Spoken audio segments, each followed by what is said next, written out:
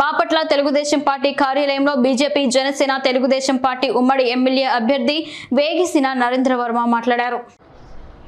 ప్రజల కోసం రాష్ట్ర క్షేమం కోసం ఒక దుర్మార్గుణ్ణి ఒక రాక్షస ప్రవృత్తి కలిగిన వ్యక్తిని రాష్ట్రం నుంచి గౌరవంగా ఇంటికి పంపించాల్సిన అవసరం ఆసన్నమైంది అని ప్రజలకి తెలియజెప్పి అందరం కలిసికట్టుగా పోరాట దిశగా ముందుకు వెళ్తున్నామనే సంగతి మీ అందరికీ తెలిసిన విషయమే. అందులో భాగంగా భారతీయ జనతా పార్టీ, జనసేన పార్టీ తెలుగుదేశంతో కలిసి ఐకమత్యంగా పనిచేయడానికి ఒకే వేదిక మీదకి ఒకే మార్గంలో నడుస్తున్నామని ఈ సందర్భంగా మీకు తెలియజేస్తున్నాను. రాబోయే 33-34 రోజులు ఉంది ఎన్నికలు జరగటానికి. అందులో భాగంగా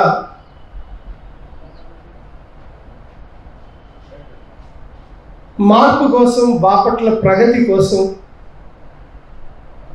బాపట్లలో తెలుగుదేశం పార్టీ అభ్యర్థిగా గెలవాలని ప్రతి ఒక్కళ్ళు పట్టుదలతో ముందుకు వెళ్తున్నాం. ఫస్ట్ పింఛన్ వ్యవస్థను తీసుకొచ్చింది నందమూరి తారక రామారావు గారు. 200 పింఛన్ని 200 రూపాయలు నెలకి ఇచ్చే పింఛన్ని 1000 రూపాయలకు తీసుకొచ్చిన ఘనత తెలుగుదేశం పార్టీదే. 2000 నుంచి 3000, 2000 నుంచి 1000 నుంచి 2000 పెంచిన ఘనత తెలుగుదేశం పార్టీది.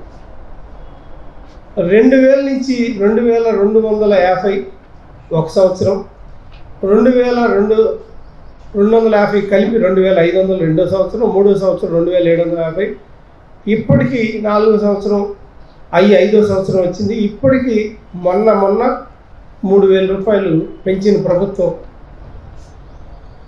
ఇప్పుడున్న వైసీపీ ప్రభుత్వం. కానీ రేపు మార్చి అయిపోయి ఏప్రిల్, మే, జూన్ ఈ 3 నెలలకు కూడా, అంటే మేము ఏప్రిల్ నుంచే 4000 రూపాయలు పింఛను పెంచుతున్నాం అని డిక్లేర్ చేసింది తెలుగుదేశం ప్రభుత్వం. కానీ తెలుగుదేశం ప్రభుత్వం అధికారంలో రావటానికి జూన్ 4వ తారీఖు అధికారంలో రావచ్చు. బాపట్ల నియోజకవర్గంలో చేసిన అవినీతి అక్రమాల గురించి నరేంద్ర మోదీ గారు మాట్లాడారు. అదేవిధంగా విద్యా సంస్థల గురించి ఒకసారి మాట్లాడాల్సి వస్తే, బాపట్ల నియోజకవర్గంలో గత ఎన్నికల్లో బాపట్ల అగ్రికల్చర్ కాలేజీని యూనివర్సిటీగా మార్చడానికి కృషి చేస్తామని చెప్పేసి ఎమ్మెల్యే గారు వాగ్దానం చేస్తున్నారు.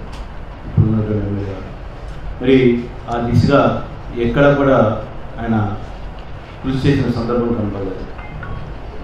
ఇక్కడ ఉన్నటువంటి రైతు శిక్షణా కేంద్రాన్ని గుంటూరు తరలించడం జరిగింది. అదేవిధంగా ఎయిడెడ్ కాలేజీలు ఏవైతే ఉన్నాయో వాటిని చేసే ప్రభుత్వ పరవాణం చేయండి లేదా ప్రైవేట్ పరవాణం చేసుకోండి అని చెప్పేసి ఎయిడెడ్ కళాశాలను మొత్తాన్ని కూడా ఒత్తిడి తీసుకొచ్చి బాపట్ల నియోజకవర్గంలో జనరల్ డిగ్రీ కాలేజ్ అనేది లేకుండా చేశాడు ఇక్కడ ఉన్నటువంటి ఎమ్మెల్యే.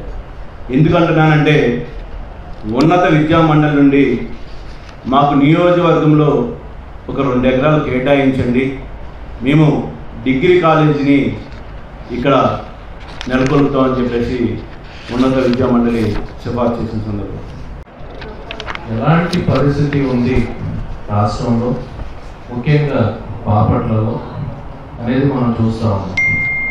ప్రజల్లోకి వెళ్తూ ఉంటే ఒక్కొక్కరు ఈ వర్గం అని లేదు, రైతులు కావచ్చు, మహిళలు కావచ్చు, విద్యార్థులు కావచ్చు, విద్యను పూర్తి చేసుకొని ఉద్యోగాల కోసం చూసుకునే యువత కావచ్చు, ప్రతి వర్గం కూడా ఏదో రకంగా బాధింపబడిన వర్గంగానే ఉన్నారు. జాబ్ క్యాలెండర్ అని చెప్పారు, ఈ రోజు వరకు జాబ్ క్యాలెండర్ లేదు, డిఎస్సి లేదు, రైతులు ఉన్నారు.